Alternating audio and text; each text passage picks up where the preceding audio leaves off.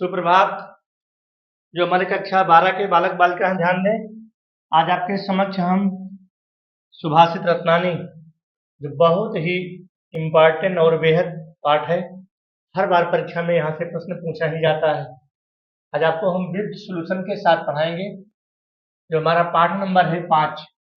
इस साहित्यिक दृष्टि से तो 8वां पाठ बनता है, लेकिन जो हमारे सामान्य बालक हैं, जो हमारे सामान्य अर्थात साइंस साइड वाले, उनका यह 5वां पाठ। जो हमारे साइंस साइड के बालक हैं उनका यह 5वां पाठ है, और जो हमारे साहित्यिक वर्ग के बालक बालिका हैं उनके लिए यह 8वां पाठ है। ठीक है, आते हैं हम प्रस्तुत पद्यांश हमारी पाठ्य पुस्तक हिंदी के सुभाषित रत्नानी नामक पाठ से अवतरित है, और इस प्रकार से, और आपको फिर लिखना है व्याख्या या फिर अनुवाद। सीधे आ जाना है। भाषा सुमुख्या मधुरा दिव्या दिव्या निर्वाण भारती तस्याहि मधुरं काव्यं तस्मादपि सुभाषित। तो आते हैं सीधे एक्सप्लेन पर। भाषासु षष्ठी बहुवचन, अर्थात जो हमारी संस्कृत भाषा है वह अपने आप में मुख्य, मधुर, दिव्य और देववाणी संस्कृति के रूप में मानी जाती है, अर्थात देवताओं की वाणी है। क्या यहाँ पर जो हमारी भाषा है, कौन सी भाषा? जो हमारी संस्कृत भाषा है, जिसको हम देववाणी कहते हैं। गीर्वाण भारती माने होता है देववाणी। ठीक है, गीर्वाण भारती माने होता है देववाणी, अर्थात हमारी जो देववाणी संस्कृति है वह सभी भाषाओं में, वह सभी भाषाओं में, ठीक है, वह सभी भाषाओं में मधुर, दिव्य और सबसे मुख्य मानी जाती है। तस्या ही मधुरम, अर्थात इसका जो मधुर काव्य है, ठीक है, इसका जो मधुर काव्य है वह अपने आप में अप्रतिम सुंदर है। मैंने यहाँ इसका अनुवाद भी लिख दिया है। देववाणी संस्कृति सर्वाधिक सभी भाषाओं में मधुर दिव्य है, और उसका काव्य जो है निश्चित ही मधुर है, तथा उससे अधिक उसकी जो सूक्ति है, जो उसके मधुर वचन है, जो उसकी सूक्तियां हैं, वह मधुर मानी जाती है। अगला हमारा है सुखार्थिनः कुतो विद्या, अर्थात सुख चाहने वाले को विद्या नहीं है। सुखार्थिनः कुतो विद्या, सुख चाहने वाले को विद्या नहीं है।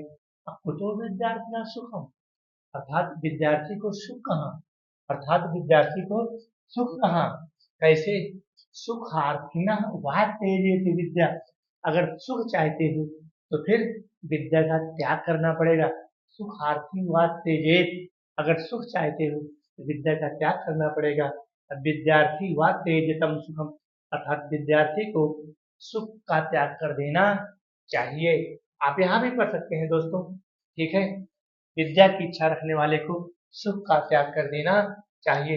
इसका आप शॉर्ट स्क्रीन भी ले सकते हैं, मैंने यहाँ पर इसका पीडीएफ भी बना दिया है। और अगला हमारा है श्लोक नंबर अगला, श्लोक नंबर अगला हमारा क्या कहता है?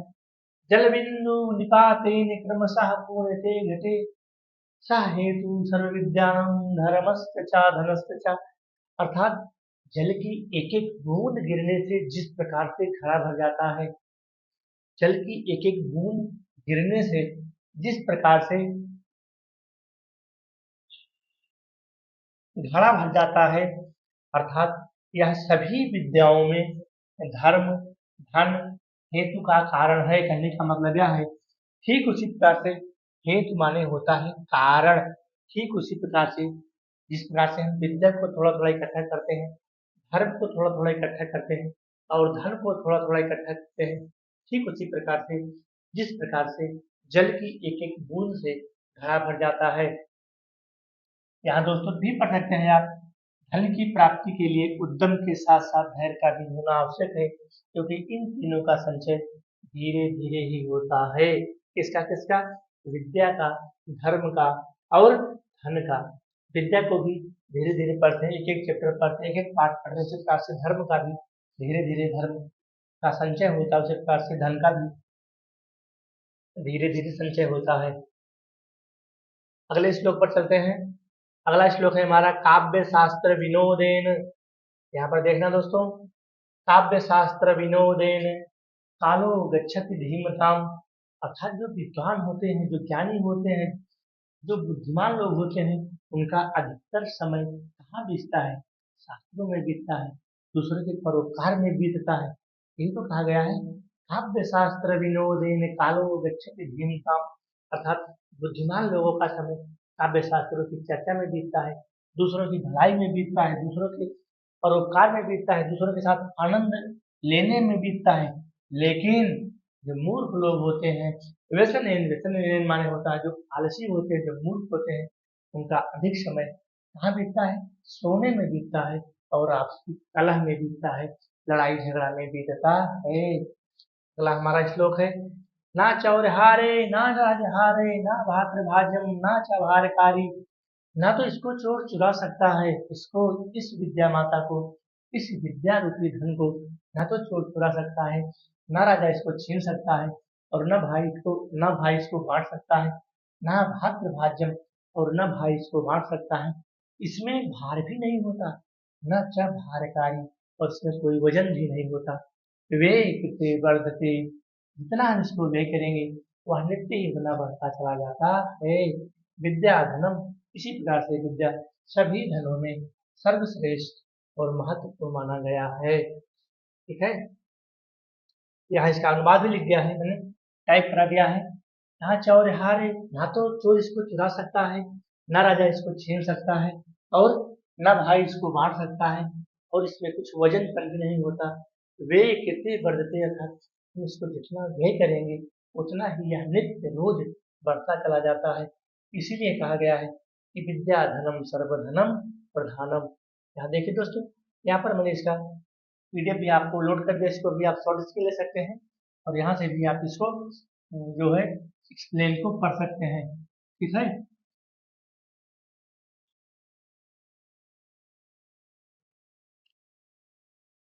अगला हमारा श्लोक है, परोक्षे कार्यहंतारम प्रत्यक्षम प्रियवादिनम, परोक्षे कार्यहंतारम प्रत्यक्षम प्रत्यक्षम प्रियवादिनम, अर्थात जो पीठ के पीछे आलोचना करता है, जो पीठ के पीछे बुराई करता है, प्रत्यक्षम प्रियवादिनम, और सामने मीठा मीठा बोलता है, सामने मधुर मधुर बोलता है, सामने मीठा मीठा बोलता है, सामने तो जय करता है, लेकिन पीठ पीछे जैसे होता है ऐसे छुरा मारने की कोशिश करता है। वर्जेतासम वर्ज एता दृशम मित्रम विश्वम, इस प्रकार की मित्र का त्याग कर देना चाहिए, चाहे उसके मुख के ऊपर दूध का कटोरा ही क्यों न हो, अर्थात विश्व कुंभम, अर्थात ऐसा मित्र विश्व कुंभ के समान है, और इस प्रकार से इस प्रकार के विश्व कुंभ युक्त घड़े को त्याग कर देना चाहिए। समझ में आ गया ना? परोक्षे कार्य हंतारम, अर्थात पीठ के पीछे जो आलोचना करता है, पीठ के पीछे जो बुराई करता है, और प्रत्यक्षम, और प्रत्यक्ष मतलब सामने सामने प्रिय बोलता है, सामने मीठा बोलता है, सामने मृदुल बोलता है, सामने अच्छा बोलता है। वर्ज एतादृशम, इस प्रकार के मित्र का त्याग कर देना चाहिए। विश्व कुंभम, क्योंकि वह विश्व कुंभ के समान है, भले ही उसके पास दूध का, भले ही उसके मुख पर दूध का घड़ा ही क्यों न रखा हो, लेकिन इस प्रकार के मित्र का त्याग कर देना चाहिए। अगला हमारा श्लोक है, उदेत उदेत सविता, उदेत सविता, सविता माने सूर्य होता है, सविता माने सूर्य होता है, अर्थात उदय के समय सूर्य, सुबह के समय सूर्य, उदय के समय सूर्य लाल और पीले रंग का दिखाई देता है। एवास्त में पिछा, और अस्त होने के समय जब सूर्य अस्त होता है तो किस प्रकार से होता है? अभी वह लाल और पीला ही रंग में रहता है। तो संपत्तव चारुतत्व, अर्थात जो महान लोग होते हैं, जो बुद्धिमान लोग होते हैं, ठीक है, वह चाहे उनके पास संपत्ति रहे चाहे विपत्ति रहे, दोनों ही परिस्थितियों में वह दुख का अनुभव नहीं करते हैं। ठीक है, अर्थात जो ज्ञानी पुरुष को सुख दुख प्रभावित नहीं कर सकते, न तो वह सुख में अत्यंत आनंदित ही होते हैं और न दुख में हतोत्साहित होते हैं। इस श्लोक की हमारे यहाँ व्याख्या भी हमने टाइप करा दिया है। ठीक है, अगला हमारा है, बिल्कुल अच्छे से पढ़िए, एक एक श्लोक एक एक रत्न के समान है। विद्या विवादाय धनम मदाय शक्ति परेशान परिपीडनाय कलश साधो विपरीत में तुम ज्ञानाय दानाय च मोक्षाय। विद्या विवाद के लिए है, विद्या विवाद के लिए है, धन मद के लिए है, शक्ति दूसरों को कष्ट पहुंचाने के लिए है। ध्यान देना, विद्या विवाद के लिए है, धन मद के लिए है, अहंकार के लिए है, और शक्ति क्या है, दूसरों को कष्ट पहुंचाने के लिए है। दो प्रकार से इसके अर्थ को समझना। खलश माने होता है, खलश माने होता है दुष्ट, दुष्ट की विद्या विवाद के लिए होती है। दुष्ट की का धन को जो होता है वो अहंकार के लिए होता है, मद के लिए होता है, और दुष्ट की जो शक्ति होती है वह दूसरों की कष्ट, दूसरों को पीड़ा, दूसरों को दुख, दूसरों को दर्द, दूसरों को कष्ट पहुंचाने के लिए होती है। इसके विपरीत जो हमारे साधव होते हैं, साधव का मतलब जो हमारे सज्जन होते हैं, उनकी विद्या विवाद के लिए होती है, शास्त्रीय लिए होती है, ज्ञान को बढ़ाने के लिए होते हैं। उनका जो धन होता है वह दान करने के लिए होता है, और जो सज्जन की शक्ति होती है वह दूसरों के परोपकार के लिए होती है। इसके विपरीत सज्जन व्यक्ति की विद्या ज्ञान के लिए, सज्जन व्यक्ति का जो संपत्ति है धन के लिए, और सज्जन व्यक्ति जो शक्ति होती है वह दूसरों की रक्षा के लिए, दूसरों को दुख पहुंचाने के लिए नहीं होती है। तो हमारा अंदाज है प्यारे कि आप इस एक्सप्लेन को समझ गए होंगे। कैसे समझ गए होंगे?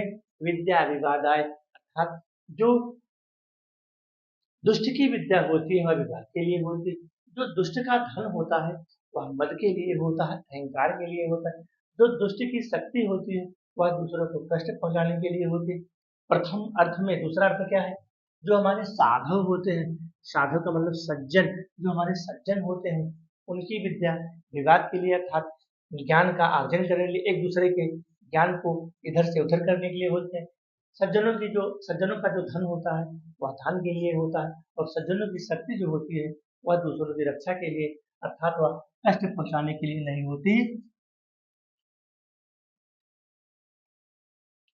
अगला हमारा श्लोक है, सहसा विदधीत न क्रियाम विवेक परमा पदा पदम वृणुते ही विस्मयकारिणम गुण लुब्धा स्वमेव संपदा। ठीक है, यहाँ पर इसको देखते हैं। कहने का मतलब कि सहसा माने अचानक, अचानक जो होता है वह सोच समझ करके व्यक्ति को अपने कार्यों में हाथ लगाना चाहिए। कहने का मतलब है सहसा विदधीतम, क्या है? सहसा, सहसा विदधीतम ना क्रियाम विवेक, अर्थात सोच समझ करके, क्या सोच समझ करके विचार करने वाले व्यक्ति का गुणों की लोभी अर्थात गुणों पर गिरने वाली संपत्तियां लक्ष्मी स्वयं वर्ण करती हैं। कहने का मतलब है कि विचार विमर्श करके ही अपने कार्यों को शुरू करना चाहिए।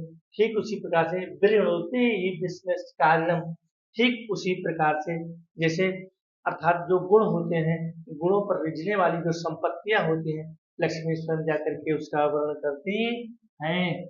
कहने का मतलब है बिना सोचे समझे कोई भी कार्य नहीं करना चाहिए, अर्थात अज्ञान परम आपत्तियों घोर संकट का आश्रय है। जो ज्ञान होता है वह परमा पदाम पदम, अर्थात जो अज्ञान होता है वह घोर संपत्तियों का क्या है? आश्रय है। क्योंकि सोच विचार कर कार्य करने वाले व्यक्ति का गुणों की लोभी अर्थात गुणों पर रिझने वाली संपत्तियां लक्ष्मी स्वयं जाकर के उसका वर्ण करती है। अगला श्लोक देखिए,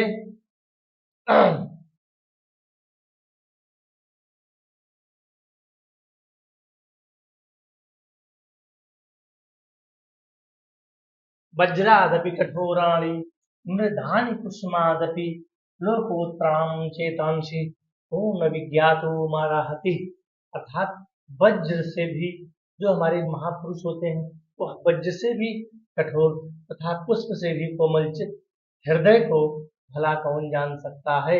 अर्थात जो असाधारण पुरुष होते हैं, अर्थात जो महापुरुष होते हैं जो सन्यासी होते हैं, जो साधु होते हैं, आज तक उनके चित्त को, उनकी आत्मा को, उनके मन को आज तक कोई जान नहीं पाया है। वही है वज्रादपि कठोराणि, अर्थात असाधारण पुरुषों अथवा महापुरुषों के वज्र से भी कठोर, ठीक है, वज्र से भी कठोर तथा पुष्प से भी कोमल है। मृदान पुष्प माने होता है पुष्प, पुष्प से भी कोमल। लोकोत्तराम चेतांसी कौन विज्ञातुर्महत्, अर्थात कौन उनके हृदय चित्त की चंचलता को जान सकता है। ठीक है, इस प्रकार से हमारा अगला श्लोक है प्रणयाति या सुचित्रैः पितरं सपुत्रौ यद् हर्तुरेव हितमिच्छति तत् कल्लत्रं तन्मित्रमामिं सुखे चासं क्रियं यत् ते तत्रं जगत्कृतो लभन्ते। अर्थात अपने अच्छे आचरण से पिता को प्रसन्न करने, विराट करने होता है अच्छा आचरण। सुचित्रई अच्छा आचरण करने, अर्थात जो पुत्र अपने पिता से अच्छा आचरण करके उनको प्रसन्न करने वाला और सदा पति हित अर्थात भला चाहने वाली, अर्थात अपने पति का सह भर्तृदेव, भर्तृदेव माने होता है अपने पति का, यद भर्तृदेव माने होता है पति का, यद अर्थात जो पत्नी अपने पति का सदा हित चाहने वाली होती है, ठीक है, और सुख और दुख में, पत्नी दुख सुख और दुख में एक जैसा व्यवहार करने वाला मित्र इस संसार में इन तीनों की प्रगतिशाली और पूर्णशाली व्यक्ति को ही प्राप्त होता है। तन्मित्रमापादि सुखे चासम क्रियम यद एतत्रम जगत पूर्ण कृतो लभन्ते। इस प्रकार से इन तीनों का उपभोग करने वाले जो लोग होते हैं वह बहुत ही पूर्णशाली होते हैं, बहुत वह भाग्यशाली होते हैं। एक बार फिर से देख लीजिएगा प्रणयात या सुचित्रैः पितरं च पुत्र, अर्थात जो पुत्र अपने पिता के, अपने कर्म से अपने पिता के, अपने कर्मों के द्वारा अपने पिता को खुश करने की कोशिश करता है, प्रसन्न करने की कोशिश करता है। यदि भर्तृमेय, और जो पत्नी अपने पति का ध्यान रखती है, उसके सुख दुख में अपना हाथ बटाती है, और तन्मित्रमा पद सुखे च समक्रियम यद, और दूसरों का भला चाहने वाले अर्थात सुख एवं दुख में एक जैसा व्यवहार करने वाला, तन्मित्रमा पद सुखे, अर्थात सुख और दुख में एक जैसा व्यवहार करने वाले, अर्थात इस तीन प्रकार के लोग निश्चित ही वह पूर्ण कर्म को प्राप्त होते हैं। अगला हमारा है कामान दुग्धे विप्रकर्षित लक्ष्मी, विप्रकर्षित लक्ष्मी होता अलक्ष्मी, विप्रकर्षित लक्ष्मी माने होता अलक्ष्मी, अलक्ष्मी। कामान दुग्धे अर्थात सत्य एवं प्रिय वाणी को शुद्ध शांत एवं मंगलों की माता रूपी गाय की संज्ञा दी है।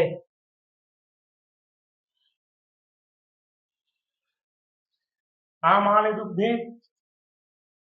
विप्रकर्षित लक्ष्मी, अर्थात जो धैर्यवान होते हैं, जो ज्ञानी होते हैं, सत्य एवं प्रिय वाणी को शुद्ध शांत एवं मंगलों की माता रूपी गाय के समान संज्ञा दी है।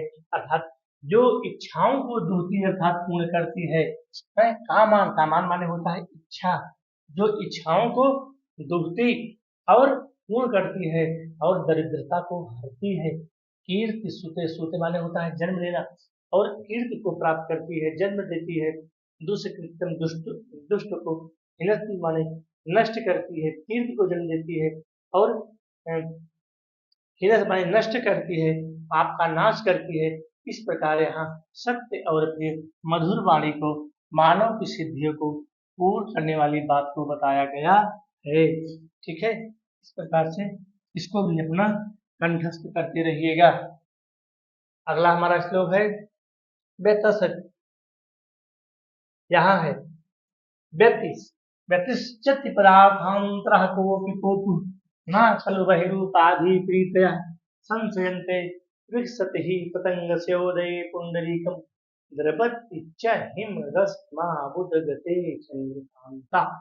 अर्थात विकसत ही पतंगो, अर्थात विकास होता है, जन्म होता है किसका, सूर्य का। यहाँ पर कहा गया कि पदार्थों को मिलाने वाला कोई आंतरिक कारण ही होता है।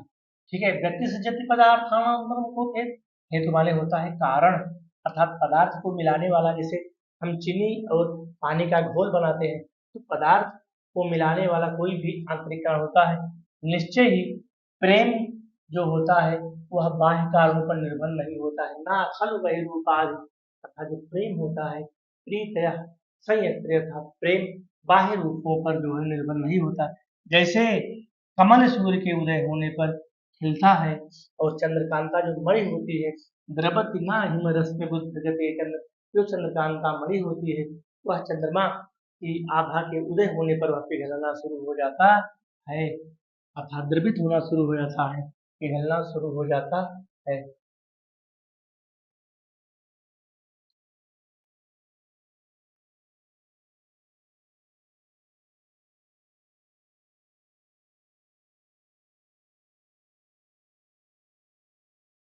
चलो भाई अगला श्लोक। निदंति नीति निपुण यदि वास्तु, नीतियों से निपुण लोग, नीतियों से बुद्धिमान लोग, नीतियों से जो निपुण होते हैं, जो बुद्धिमान होते हैं, लोग उनकी चाहे निंदा करें या फिर पूजा करें या फिर स्तुति करें, लक्ष्मी आए चाहे जाए, अद्देव आज ही वह उनकी मृत्यु हो जाए, अद्देव व मनमस, आज ही उनकी मृत्यु हो जाए या फिर युगों के बाद उनकी मृत्यु हो। न्यायात पता प्रविचलन, अर्थात वह अपने न्याय के पद से अब विचलित नहीं होते हैं। प्रविचलन अर्थात यहाँ प्रा लगा, प्रा का मतलब होता है अभाव, ये हमारा उपसर्ग है। प्रा का मतलब होता है अभाव, अर्थात वह अपने मार्ग से विचलित नहीं होते। कौन? निदंत नीति निपुण, अर्थात जो नीतिवान होते हैं, जो विद्वान होते हैं, जो ज्ञानी होते हैं, अर्थात जो चाहे हम उनकी निंदा करें या फिर उनकी हम निंदा करें, बुराई करें या फिर उनकी स्तुति करें या फिर पूजा करें, लक्ष्मी आए चाहे जाए, वह अपने अद्देव चाहे उनकी मृत्यु आज हो चाहे युगों के बाद हो, अर्थात वह अपने न्याय के पद से विचलित नहीं होते हैं। इस प्रकार से आपको जानना है। अगला है हमारा है ऋषयो राक्षसी माव वाच मुन्नहत्पतयो शाहयोनि सर्ववर्णास लोकस्य निरुक्ति ही। इसको भाई कैसे पढ़ोगे? ये तो बहुत, ऋषियों ने उन्नत तथा अहंकारी लोगों की वाणी को राक्षसी वाणी कहा है। ऋषयो, देखो यहाँ ऋषयो राक्षसी माव, अर्थात ऋषियों ने उन्मत्त, अर्थात जो मद से युक्त होते हैं, जिसके अंदर अहंकार, जिनके अंदर घमंड होता है, उन्हें कहा गया उन्मत्त। क्या कहा गया? उन्मत्त, अर्थात ऋषियों ने जो घमंड से युक्त होते हैं, जो उन्मत्त लोग होते हैं, जो अहंकारी लोग होते हैं, उनकी वाणी को क्या कहा है? राक्षसी वाणी कहा है। और सभी प्रकार के वैरों को जन्म देने वाली एवं संसार की विपत्ति का कारण होती है। सह योनि सर्व वैराणाम सह लोकस रुक्ति, अर्थात सभी प्रकार के वैरों को जन्म देने वाली एवं संसार की विपत्तियों का कारण होती है। इस प्रकार दोस्तों हमारा यह जो है सुभाषित रत्नानी के श्लोक समाप्त होते हैं। इसको पढ़ लीजिएगा और प्यारे कमेंट जरूर करिएगा। आप लोग कमेंट बिल्कुल नहीं करते हो, हम आपके लिए मेहनत करते हैं लेकिन आप हमारे लिए एक कमेंट भी नहीं करते हो।